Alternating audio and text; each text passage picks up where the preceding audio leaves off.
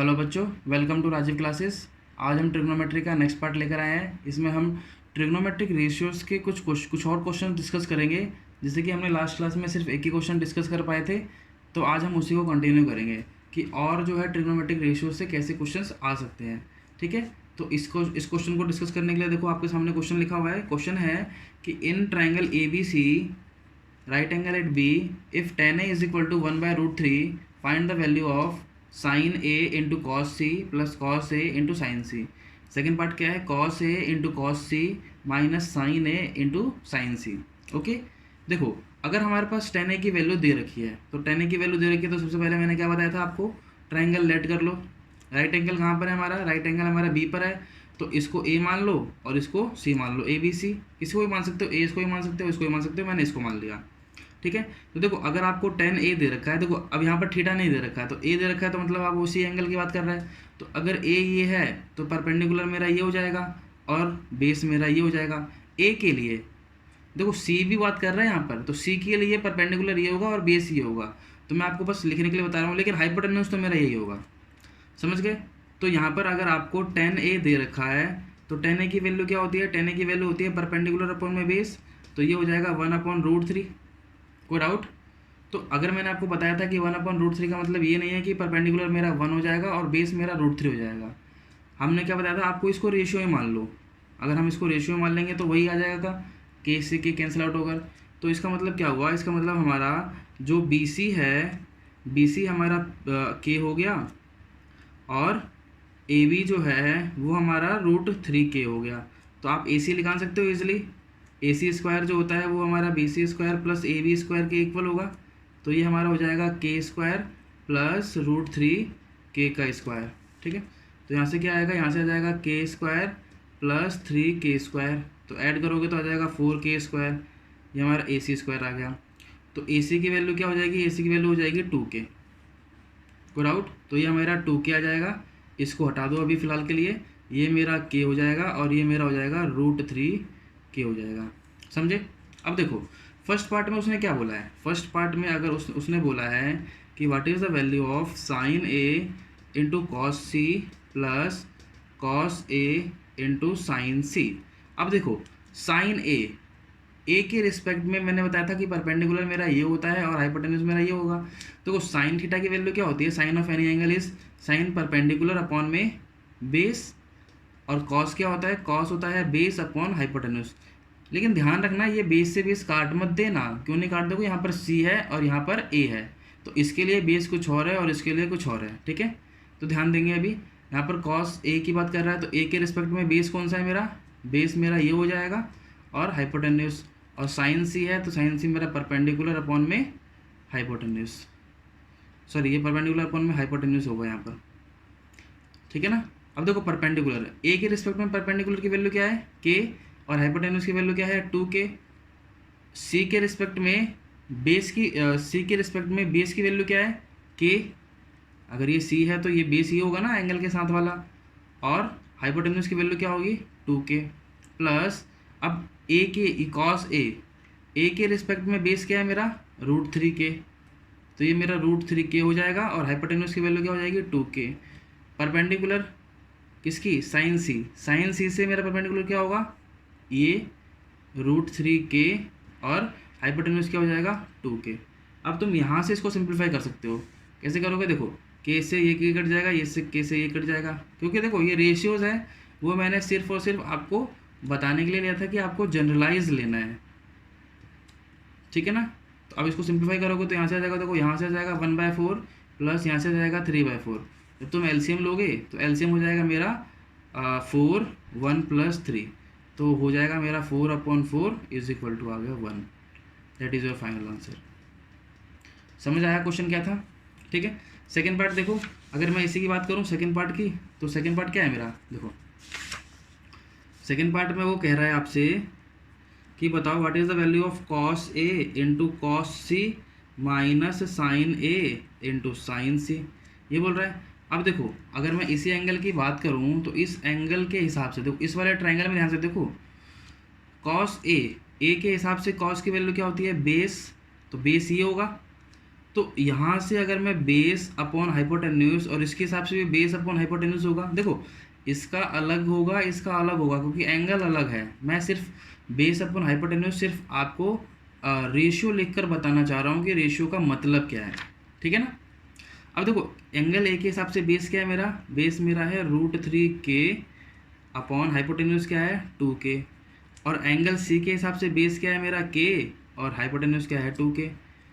और angle A के हिसाब से अगर मैं ए के हिसाब से देखूँ तो ए के हिसाब से मेरा परपेंडिकुलर क्या है मेरा k और हाइपोटेन्यूज क्या है मेरा क्या है 2k। और एंगल सी के हिसाब से जो मेरा परपेंडिकुलर है वो क्या है मेरा √3k और हाइपोटेन्यूज क्या है 2k।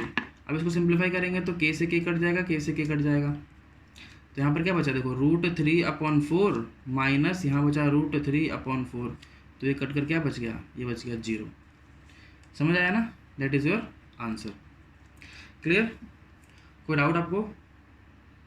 अगर आपको समझने में दिक्कत हो रही है तो प्लीज़ मुझे कमेंट सेक्शन में पूछे ज़रूर, ठीक है, क्योंकि मैं यहाँ से आपको 1-to-1 इंटरेक्शन तो कर नहीं पा रहा हूँ, तो 1-to-1 इंटरेक्शन कर पाता तो शायद आपको दिक्कत नहीं होती, और ठीक है अगर जो थोड़ी मोड़ी बच रही है, ठीक है ना। तो इसलिए अगर आपको कोई भी डाउट होता है किसी भी तरीके का तो कमेंट सेक्शन में पूछे या मुझे कनेक्ट करें, ठीक है।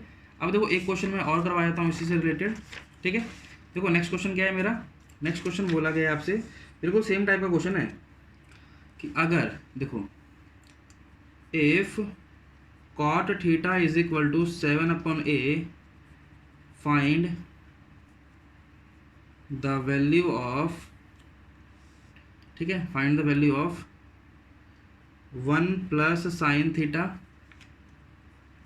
Into 1 - sin theta upon 1 + cos theta into 1 - cos theta, ठीक है। अब देखो अब यहाँ पर इसने थीटा दे दिया, तो थीटा दे दिया तो क्या करना है आपको, आपको ट्रायंगल लेट करना है अपनी मर्जी से, और किसी को भी थीटा मान लो। अगर ये 90 डिग्री होगा, देखो ये ए है, ये बी है, ये सी है, तो इसको थीटा मान लो, ठीक है, मान लिया थीटा।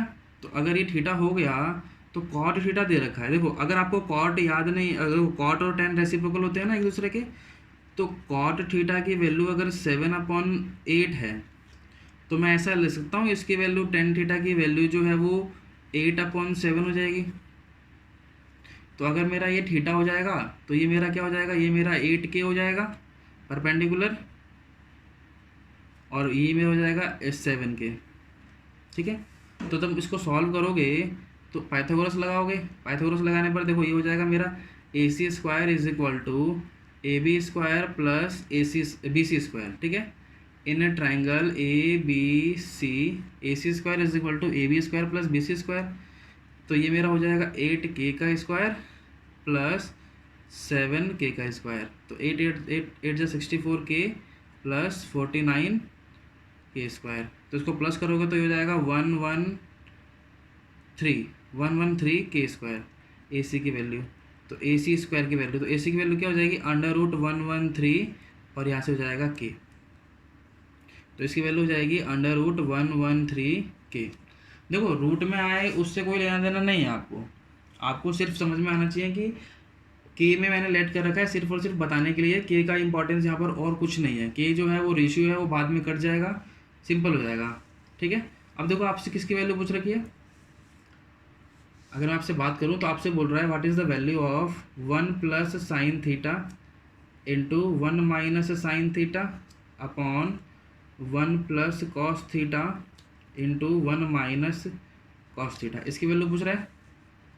तो देखो इसकी वैल्यू पूछने के लिए आपको sin थीटा और cos थीटा की वैल्यू पता होनी चाहिए ना। तो अगर मैं इस ट्रायंगल से बात करूँ, कौन से ट्रायंगल से, देखो अगर मैं इस ट्रायंगल से बात करूँ, what is the value of sin theta, sin theta की वैल्यू क्या होती है परपेंडिकुलर अपॉन हाइपोटेन्यूज, तो ये मेरा हो जाएगा 8k अपॉन में √113k, तो k से k कट जाएगा, तो sin थीटा की वैल्यू क्या हो जाएगी, sin थीटा की वैल्यू हो जाएगी 8/√113। वैसे अगर मैं cos थीटा की बात करूँ तो cos थीटा की वैल्यू हो जाएगी 7/√113। समझ में आया ना, क्लियर। देखो अब इसके अंदर आपको वैल्यूज पुट करनी है, वैल्यू पुटिंग करनी है और बस सॉल्व करना है, ठीक है। तो कैसे करेंगे देखो ध्यान से, अगर मैं यहाँ पर वैल्यू पुटिंग करता हूँ तो 1 + sin theta, sin theta is 1/√113 यहाँ पर 1 minus 8/√113 put out divided by 1 plus 7/√113 into 1 minus 7/113 ठीक है। अब देखो ऊपर क्या बन जाएगा, देखो ऊपर बन जाएगा a प्लस बी और a माइनस बी का होल स्क्वायर बन रहा है। तो यहाँ पर क्या कर सकते हो, इसको सिंप्लीफाई कर सकते हो क्या, 1 प्लस बी मतलब यहाँ पर क्या हो जाएगा a square means this minus ये हो जाएगा 8 स्क्वायर अपॉन में √113 का स्क्वायर और नीचे क्या बन जाएगा, नीचे बन जाएगा 1 square plus sorry minus 7 square upon √113 का स्क्वायर। ठीक है।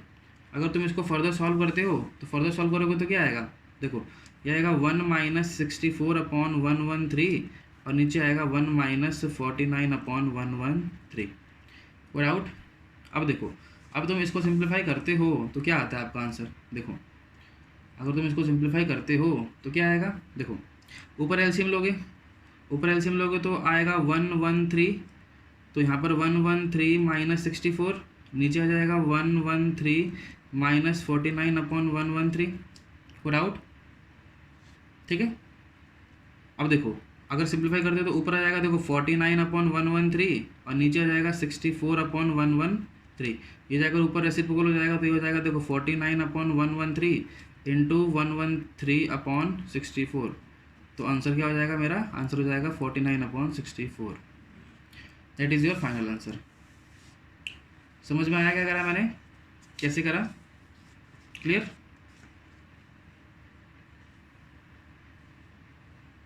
ठीक है, that is your final answer, clear. अच्छा देखो करा क्या है मैंने वही चीज़ें आपको दोबारा से करवाई है जो लास्ट क्लास में करवाई थी। क्या करवाया है कि आपको एक रेशियो दे रखा होगा, एक उस रेशियो से आपको बाकी अदर्स रेशियो का वैल्यू निकालना है।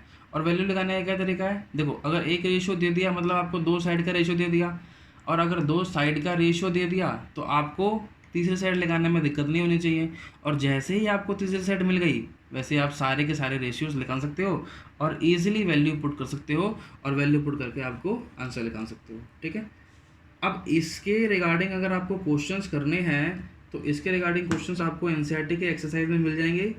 ठीक है। और उस एक्सरसाइज का नाम जो है वो है एक्सरसाइज 8.1। 8.1 में आप क्या करना, आप क्वेश्चन नंबर 1 से लेकर क्वेश्चन नंबर 10 तक ट्राई करना। ठीक है। इसमें से मैंने 2 क्वेश्चन तो करवा दिए हैं। ठीक है। आप ये ट्राई करना और इसमें अगर आपको कोई डाउट होता है तो मेरे से पूछ लेना, मैं आपके लिए हमेशा अवेलेबल ही हूँ। ठीक है, क्लियर, समझ आया। तो आज के लिए इतना ही। ठीक है, बाकी हम नेक्स्ट पार्ट में इसके आगे का पढ़ेंगे क्योंकि ये कॉन्सेप्ट चल रहा है तो कॉन्सेप्ट पहले सारे समझ लेते हैं, उसके बाद फिर कंबाइंड क्वेश्चन करेंगे। ठीक है। तो इसके रिगार्डिंग अगर फिर भी आपको किसी भी तरीका का कोई डाउट होता है तो प्लीज़ मुझसे पूछे ज़रूर, क्योंकि पूछोगे जब भी आपका डाउट क्लियर होगा, अदरवाइज़ वो डाउट ही रह जाएगा। ठीक है ना बच्चों, आज के लिए इतना ही करते हैं। ठीक है, थैंक यू।